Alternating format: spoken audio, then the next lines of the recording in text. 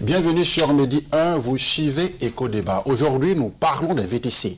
Ces véhicules de transport avec chauffeur réservés via application mobile sont-ils un moteur ou une menace pour l'économie urbaine? Pour en discuter, deux invités sur notre plateau, M. You Carmel, responsable de communication chez Ray Plus, et M. Kodeben, spécialiste des opérations et de la logistique. Merci, monsieur, d'avoir répondu à notre invitation. C'est nous qui vous remercions. Alors, M. You, les VTC représentent-ils une opportunité réelle pour nos villes, concrètement? Oui, effectivement, les VTC représentent une opportunité pour nos villes. En prélude, voilà, je tiens à remercier la chaîne qui nous accueille, Midi 1 TV, et aussi remercier le président directeur de Ray Plus Group, M. Konaté, qui ne cesse de nous faire confiance. Voilà, en ce qui concerne les opportunités, déjà les VTC viennent pour compléter les transports urbains qui existent déjà. Et voilà. Puisque souvent, on voit un peu que les transports sont saturés, surtout aux aires de pointe. Et aussi au niveau de l'emploi. Voilà. Le VTC permet aux jeunes, diplômés ou pas, de se faire des revenus. Par exemple, on va prendre le cas des chauffeurs, on prend le cas également des personnes qui ont des diplômes ou pas, des mécaniciens. Toutes ces personnes-là bénéficient de ces opportunités. Aussi avec les mobile money, puisque aujourd'hui, lorsqu'on emprunte les VTC, par exemple, quand je me rends dans un lieu, voilà, après ma course, je peux payer soit en espèces, soit avec mon mobile money, mais soit avec les cartes prépayées Visa. D'accord. Au niveau Il y a une diversité d'opportunités pour payer les frais de transport, les transports. D'accord. Monsieur Kodeben, comment la VTC transforme-t-il la mobilité urbaine? Eh bien, concernant la mobilité urbaine, il faut dire que déjà, avant de répondre à la question, je voulais aussi ajouter que les VTC démocratisent l'accès au transport moderne. Voilà. Donc, je voulais juste ajouter ça à son développement. Alors, comment est-ce que les VTC participent à la mobilité urbaine, n'est-ce pas? Oui. Eh bien, on peut dire que les VTC ont introduit, on va dire, dans le secteur, une mobilité digitalisée. C'est-à-dire, on a la possibilité de faire des réservations instantanées, oui, et le suivi en temps réel des paiements digitalisés, et donc une meilleure transparence sur les tarifs. Voilà, donc tout ça contribue au changement profond de l'expérience des usagers. Alors, quel est l'impact sur la fluidité et les embouteillages? Et donc, l'impact de tout ça sur les embouteillages, je ne dirais pas que les VTC ont un impact direct ou indirect, mais ce qu'on peut constater, c'est que vu le flux de véhicules VTC, on dirait a priori que cela peut-être, on va dire, augmente les embouteillages. Alors que quand on regarde de près, ils sont dotés d'un algorithme qui intègre une géolocalisation qui permet donc de faciliter le trajet et également de réduire en fait les distances qui sont inutiles. Et donc tout ça permet aux chauffeurs d'optimiser en fait en temps et pouvoir transporter plusieurs personnes dans la même journée. D'accord. Est-ce que vous pensez que les jeunes s'intéressent véritablement à ces fonctions de chauffeur VTC? Oui, bien sûr. Surtout les étudiants.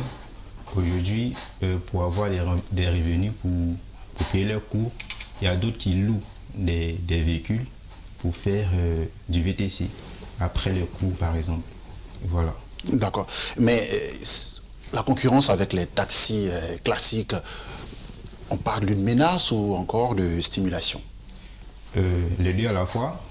Menace lorsque les taxis traditionnels ne sont pas dotés d'une application de réservation, lorsqu'il n'y a pas de propriété, lorsqu'ils sont insuffisants, lorsqu'ils ne sont pas disponibles à tout moment. Maintenant, de l'autre côté, les VTC encore viennent pour compléter, c'est-à-dire les moyens de transport qui existent déjà, et aussi pour créer les emplois.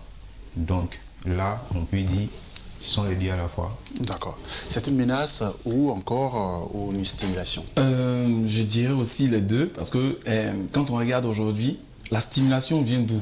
C'est-à-dire, les VTC ont poussé les acteurs des taxis traditionnels à moderniser un peu leurs services. Ils essaient quand même d'être plus respectueux, ils essaient d'être plus propres et ils essaient également de créer du confort. Voilà. Et mais là-bas, ils ne sont pas notés. Voilà. Et là-bas, comparativement exactement. au VTC. Ça, c'est une différence. Oui. Voilà. Maintenant, je dirais plutôt concurrence parce qu'ils luttent les mêmes clients. Et aujourd'hui, les personnes préfèrent rester chez eux, passer une commande d'un taxi et finir de s'apprêter le temps que le taxi arrive, que de s'apprêter et marcher souvent même dans la boue, et aller au bord de la route, lever la main pour arrêter un taxi. Donc, certaines personnes voient en ça une perte de temps.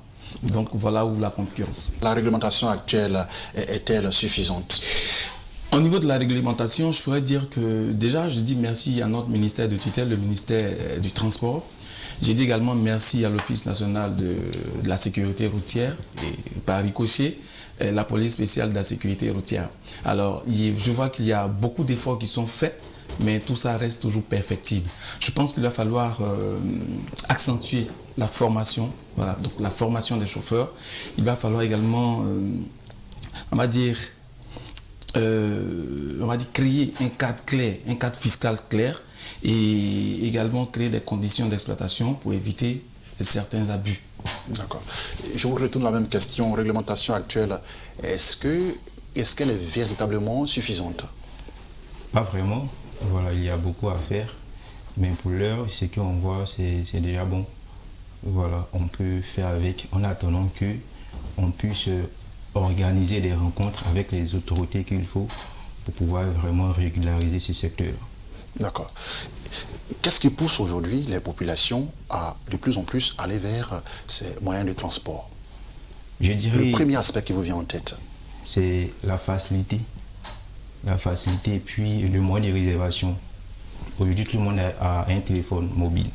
Voilà, avec l'application des VTC, facilement, une personne peut rester chez elle et puis réserver un véhicule. Et même si la personne même est hors ville ou même éloignée de la ville, ces véhicules-là peuvent aller jusqu'à elle pour l'aider à effectuer ses courses. D'accord. Mais pour les prix, je pense qu'il est encore possible avec les taxis classiques de trouver des moyens d'arrangement, de discuter les prix comparativement aux VTC qui ont des prix plaqués et qui ne peuvent pas faire l'objet de négociations. D'accord. Déjà, en ce qui concerne les prix, ça dépend maintenant de la personne qui réserve son véhicule. La plupart du temps, ceux qui réservent les véhicules essaient de comparer les prix. Voilà. Est-ce que quand je vais au bord du goudron, avec ce que je vois dans mon application, il y a une différence? Voilà. Donc, c'est par rapport à ces comparaisons-là que le client ou la personne qui veut utiliser un VTC, voilà, choisit s'il doit aller au bord du goudron ou opter pour le VTC en question. D'accord. Monsieur Kondé, quelles sont les innovations technologiques apportées par les VTC? Ok. Il y en a tellement, mais déjà, je vais m'appesantir sur... Outre la digitalisation. Exactement, outre la digitalisation. Bon, on va dire qu'il y a la sécurité, parce qu'il démocratise effectivement l'accès aux cartographies digitales. Oui. Voilà, parce que grâce à cette innovation, on arrive à faire quand même un suivi en temps réel du taxi. Et également, il y a le volet sécuritaire, parce qu'avant, les gens craignaient le plus les enlèvements, des problèmes qu'ils ont déjà eu dans les taxis avec certains chauffeurs. Et donc, l'avènement de ces VTC-là ont favorisé, donc, ont facilité le basculement des usagers vers... D'accord. Est-ce que les plateformes VTC inspirent d'autres secteurs, M. You, Carmel? Oui, bien sûr. Les e-commerçants, par exemple, voilà. Récemment, il y a la plateforme Nyongo qui permet aux personnes qui ont une activité de promouvoir leurs marchandises sur la même plateforme. Donc, les e-commerçants passent par, voilà, je vais dire cette application-là pour vendre leurs articles. D'accord. Je voulais aussi... Allez-y. Ce qu'il dit, c'est-à-dire les VTC influencent beaucoup le e-commerce, comme il vient de le signifier. Il y a aussi le secteur de la logistique urbaine qui est beaucoup influencé par les VTC.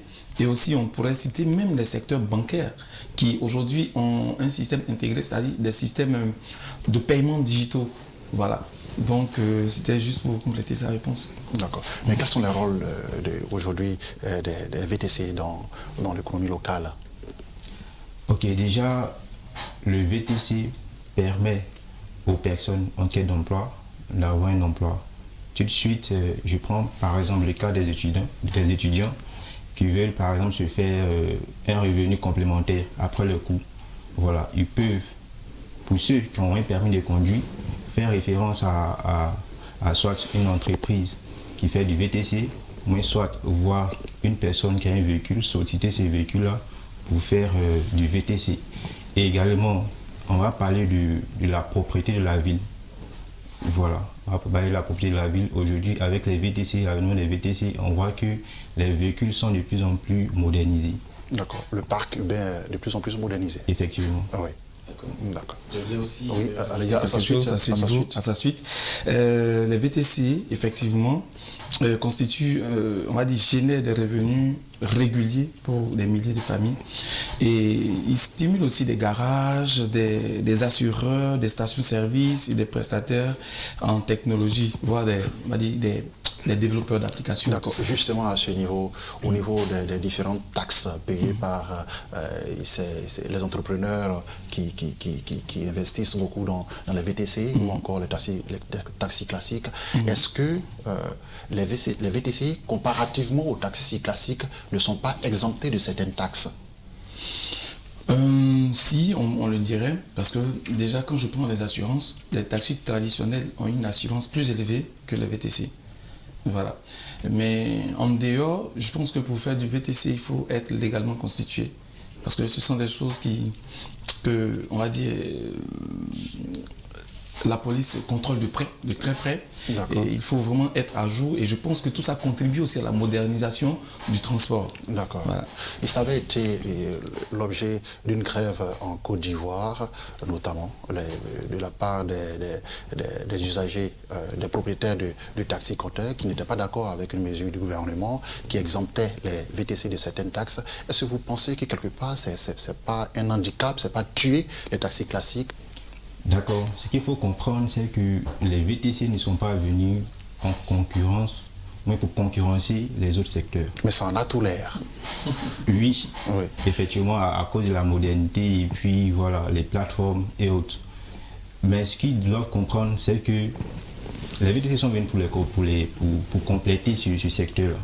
Voilà, là où les autres moyens de transport ne peuvent pas arriver, le VTC peut arriver là-bas. D'accord. Voilà, donc c'est ce que je peux dire en ce qui concerne ce volet. D'accord, à sa suite, je voudrais dire que je pense que c'est une décision, on va dire, de nos autorités et certainement qu'ils ont étudié la question avant de la lancer. Mais moi, je pense plutôt que c'est une manière de les emmener également à se digitaliser, à aller vers ce type ce modèle de transport. D'accord, à plus de sécurité, à plus de technologie. Exactement. D'accord. Mais est-ce que les VTC structurent-ils ou perturbent-ils le transport urbain? Eh bien, je dirais plutôt qu'ils les structurent plutôt. Voilà. Comment expliquez-nous? D'accord. Eh bien, il est structure parce que déjà avec toutes les innovations qu'il y apporte et également avec cette sécurité, cette flexibilité, cette disponibilité et comme je l'avais dit tantôt, ils ont un impact, on va dire, facilitant le trajet. Vous voyez, c'est-à-dire que je prends l'exemple de la géolocalisation. Tout de suite, quand tu commandes un taxi VTC, il arrive et il sait tout de suite le trajet qu'il va prendre parce que le GPS lui dira non, il ne faut pas passer là parce que là-bas, ça fait plus long à cause des embouteillages, donc passe par cette voie. Donc je pense que ça vient plutôt pour structurer. Voilà, avec les innovations, avec les règlements et avec même sa technologie. D'accord. On constate une migration des taxis traditionnels vers les VTC, mais comment équilibrer le développement VTC et taxi traditionnel ou taxi classique, Monsieur You Carmel? Déjà, l'équilibre, c'est que après, voilà, c'est le VTC qui va dominer. Parce que si les taxis traditionnels sont en train de se reconvertir en VTC, c'est parce qu'ils savaient quelque part, voilà, c'est c'est un moyen qui permet de faciliter le déplacement des populations. Et aussi un moyen par lequel les populations sont vraiment attirées. Parce qu'aujourd'hui, la population est vraiment attirée par la propriété, par la facilité, et puis, comment je vais dire, le gain de temps. D'accord. D'accord. Oui. À cette question, je vais répondre que déjà, il faut un cadre réglementaire équilibré entre les deux. Vous trouvez que le cadre réglementaire actuel n'est pas assez équilibré? Oui, je pense qu'il n'est pas assez équilibré, il n'est pas assez adapté à la réalité du terrain. D'accord. Voilà. Donc, à la suite de ça, il faut également une formation obligatoire pour tous. Et joue plutôt en faveur des VTC. Oui, le cadre réglementaire exactement, actuel. le Oui. cadre réglementaire. Oui. Et il faut la formation pour tous. Autant former les chauffeurs des VTC, il faut aussi former les chauffeurs des taxis traditionnels. Et aussi, il faut encourager les taxis traditionnels à digitaliser leurs services. Voilà, à adopter, on va dire, la digitalisation de leurs services. Et donc, je pense que tout ça va aider à, on va dire, la migration. D'accord. Mais au niveau de la stratégie, comment intégrer les VTC à la mobilité durable? Eh bien, pour intégrer les VTC à la mobilité durable, déjà, il faut promouvoir les véhicules hybrides ou encore électriques. Il faut encourager le covoiturage. Il faut aussi optimiser les trajets et digitaliser la gestion des flottes pour réduire en fait les déplacements inutiles. Comment intégrer les VTC à la mobilité durable, Monsieur You Carmel? D'accord. Déjà, il faut réglementer ce secteur-là. Voilà, il faut, comment je vais dire ça, former, c'est-à-dire ceux qui sont acteurs de ce secteur. On va parler des chauffeurs. Voilà, il faut aussi encourager les investisseurs. Et puis, voilà. D'accord. Mais l'avenir du transport urbain à Abidjan avec les VTC, comment est-ce que vous le voyez? D'accord, déjà il faut dire que... À Abidjan et dans certaines capitales de l'espace UEMOA d'Afrique de l'Ouest francophone, notamment. Comment est-ce que vous voyez l'avenir des VTC? D'accord. Dans cette partie de l'Afrique-là. Il faut dire que les VTC sont en train de moderniser ou vont moderniser de plus, voilà, ces différentes villes de l'Afrique, notamment Abidjan. On voit que avec les VTC à la modernité, et on voit aussi que les VTC créent beaucoup d'emplois. Les VTC renforcent la digitalisation. D'accord. Monsieur Kone, oui, vous avez quelque chose à ajouter? Oui, j'ai quelque chose à rajouter. Je veux dire que l'avenir des VTC sera plutôt digital. Oui. Sera connecté et sera surtout centré sur l'expérience client. Et je veux dire que les VTC feront partie d'un système de transport. L'expérience client qui passe par cette fiche qu'on envoie au client après un trajet, en fait. la notation du chauffeur, donc c'est un peu ça. Trajet. Exactement. Oui. Donc les VTC feront partie d'un système de transport multimodal qui intègre taxi, bus, métro et même les transports lagunaires. D'accord. Mais est-ce qu'ils peuvent soutenir la logistique urbaine? Eh oui. Très bien. Comment? C'est-à-dire, grâce à leur système de géolocalisation et leur disponibilité, ils peuvent rapidement évoluer vers les transports express, vers les livraisons de colis et aussi vers le transport professionnel de petits équipements. D'accord. Monsieur You, les VTC peuvent-ils devenir un levier pour le BTP ou le tourisme? Je dirais oui, bien sûr. Parce que déjà, au niveau du BTP, on a les VTC qui facilitent l'accès des chantiers aux ouvriers. On va dire les chantiers qui sont éloignés de la ville. Voilà, les VTC permettent à ces ouvriers-là d'avoir accès, que ce soit le matin ou le soir, voilà, de les transporter facilement. Et aussi, on va parler des employés d'une entreprise de BTP qui ne sont pas véhiculés. Par exemple, ça va faciliter aux chefs chantier de pouvoir faire ces prospections. Aussi, les commerciaux du BTP, c'est-à-dire les commerciaux bâtiments, si je peux m'exprimer ainsi, voilà, à faire les prospections facilement, plus facilement. Et au niveau du tourisme? Au niveau du tourisme, la sécurité... C'est du pain béni pour le secteur touristique, c'est clair? Bien sûr, parce que déjà, le BTP, avec le développement de la Côte d'Ivoire qui est en train de se faire, voilà, les VTC contribuent à la modernisation des villes, de la ville. On va prendre Abidjan par exemple. Et aussi, les personnes qui viennent en Côte d'Ivoire ont besoin d'un moyen de transport rapide et propre, sécurisé. Donc, déjà à ce niveau, les VTC peuvent répondre à ça. Et aussi, les VTC au niveau du tourisme, on va prendre le cas d'un chauffeur par exemple. Pour quelqu'un qui vient d'arriver à Abidjan, le chauffeur peut facilement montrer les hôtels, c'est-à-dire, on va dire les hôtels, les restaurants et autres. Voilà. Il peut s'ériger en guide touristique. On l'a bien compris, monsieur.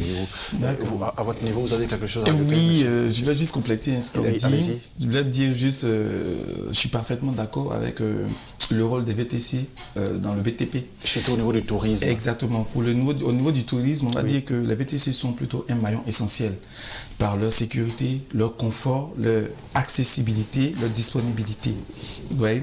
Et je pense que tout ça, ça valorise l'image du pays. Surtout qu'il y a tous les standards. Exactement. D'accord.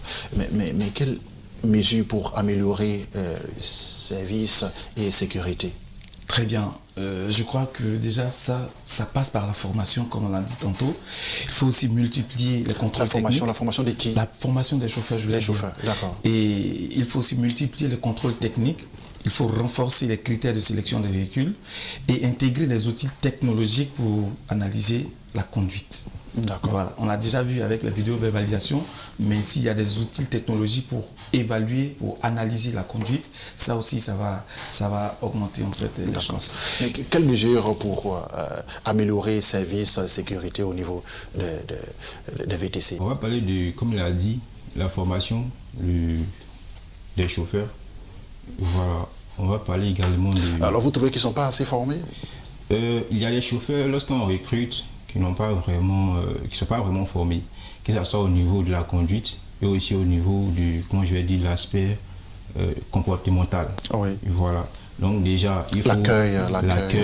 Voilà, parce que les VTC, c'est ce qui fait la différence. Voilà, l'accueil et puis la manière d'accueillir le client qui monte dans le véhicule. Aussi la formation, parce qu'il y a les chauffeurs, c'est vrai qu'ils ont le permis, ils vont venir.